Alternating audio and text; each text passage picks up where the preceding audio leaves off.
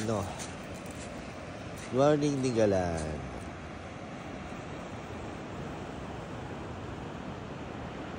Dito nga pala ako sa ano, Matawi.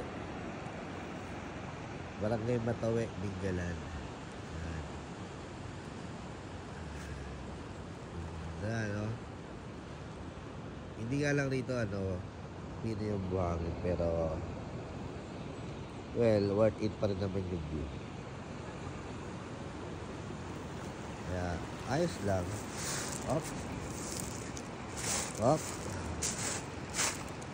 Ligo tayo saglit. Saglit lang naman.